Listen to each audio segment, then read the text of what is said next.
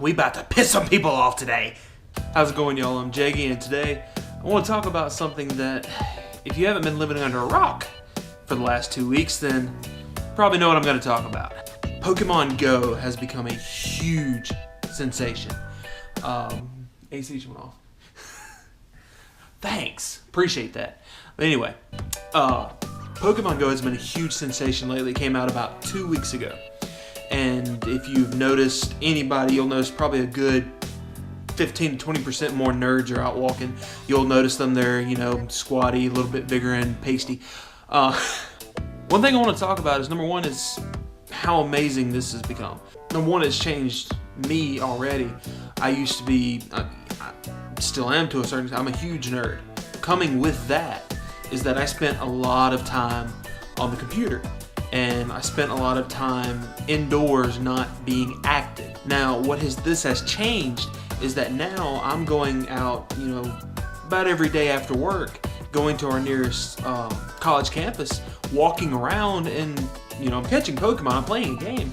But that's, I calculated I'm probably walking anywhere from 3 to 4 miles every afternoon after working a job where I already have to walk. It's giving geeks and nerds and the people who are very shut in because of their nerdiness, their lifestyle, it's giving them a reason to get out. So the reason I'm talking about this is because there's a lot of people who are trying to put down the game for being a game. And it's not completely unwarranted, I won't lie. Power Rangers. Freaking fly, holy hell. The guy that I follow on Facebook, Steve Cardenas, he was Rocky from the original Power Rangers. He was the second Red Ranger. Posted how he thought that the game was bad because I think his exact words eventually were, people need to get their heads off their phones. I hope they're embarrassed to be playing this in the future. And he said a lot of other stuff, but ultimately his entire thing was that people are putting their noses into their phones even more than they used to. And, in a way it's true. I definitely notice a lot more people on their phones and driving. I see a lot more people on the sidewalks with their nose in their phones, either playing the game or texting. And that kind of brings me to my major point of this video. Now that this game has gotten popular, it's another game that we want to keep our heads in our phone. And even more than texting, even more than Facebook. Now that with this game, if you've never played it, it's an augmented reality game where essentially you walk around, Pokemon pop up and you can catch them. As you walk around, Pokemon will pop up, as I said, and when they pop up, they not only do they show on the screen, but they make a little noise.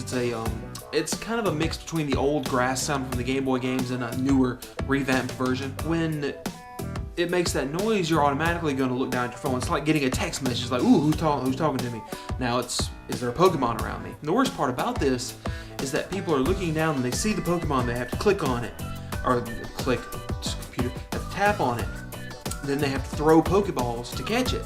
Now, not only do they have to look at their phone to see the Pokemon, now they have to keep their eyes on the phone, their attention on the phone, to be able to catch it. The problem this is running into is you've always had texting and driving. You've always had people stuck with their noses in their phones walking.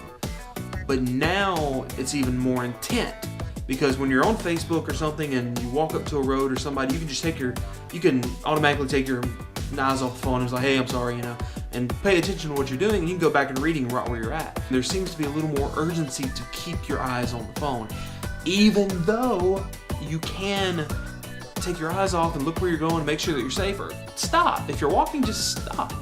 Catch the Pokemon, then you're done. Now, obviously, where this really comes into a problem is people playing Pokemon and driving. I'm sure a lot of you have seen memes where you have street signs above highways saying, don't Pokemon and drive. It's the same concept with texting and driving. It's a huge issue. The game is getting flack because people are doing it even more.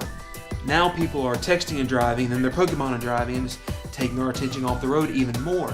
And, just like texting and driving, the solution is simple. Put your phone down. If you got a friend sitting inside seat, man, get that guy your phone. Give it to him. It's like, hey, dude, I trust you. Don't get out of the app or anything, but make sure it's somebody you trust. Make sure they don't go in and start reading your text. It's like, bro, who is it? What? If you're a passenger now, you have even more responsibility. Because now you have to catch Pokemon for you and your bro. The game itself has eggs, which the 2nd gen, I believe, Gold and Silver actually introduced, Gold, Silver, and Crystal, introduced eggs that you can hatch by walking in the game. If you're incubating them, you can walk and they will hatch after a certain distance. I believe it's 2 kilometers, 5 kilometers, and then 10 kilometers. I'm not doing the conversion on that. I'm American. I don't deal with the metric system. As you walk, the step meter, I believe, in your phone, and I believe it's what it's called. I may be completely bringing it out of nowhere.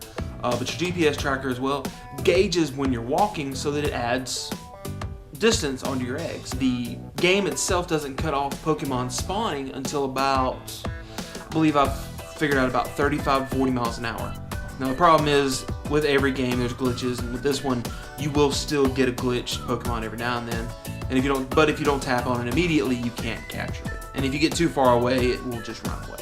I personally am very safe with the game. Number one is, while you're driving, don't play. That's the very easiest solution, even though I know a lot of you don't want to hear that. Simple solution is, like I said, put your phone down. Don't play while you're driving. Number two, find a safe place to play.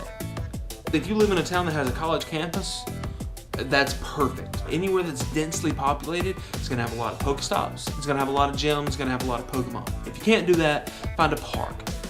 But most every town's got a park. Lakes can sometimes be good places, recreational lakes where you can sometimes catch a lot of water Pokemon. Just find a safe place. Some things to avoid are definitely major roadways, major highways. For God's sakes, do not play on the side of a highway. Why are you playing on the side of a highway? Don't do it. Obviously, playing and driving, don't do it. A lot of people are playing it on bikes, trying to get that extra speed while hatching eggs. And that's fine, as long as that's all you're doing.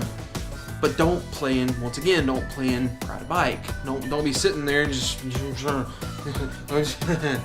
oh look, I got Charmander. No, don't do that.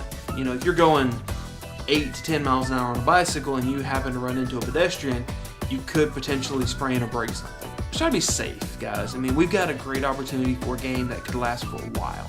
Anyway, guys, that's pretty much all I wanted to say. I wanted to give just kind of my insight on it. Let's just be safe out there, guys. Let's be smart. Let's not screw this up for everybody else who's playing the game. Appreciate you guys watching. Keep an eye on my channel. I'm hopefully going to be doing more vlogs like this. Hopefully going to start doing some gaming videos. I appreciate you watching, and I hope y'all really enjoy it. I hope y'all come back and see me, and hope y'all have a great day.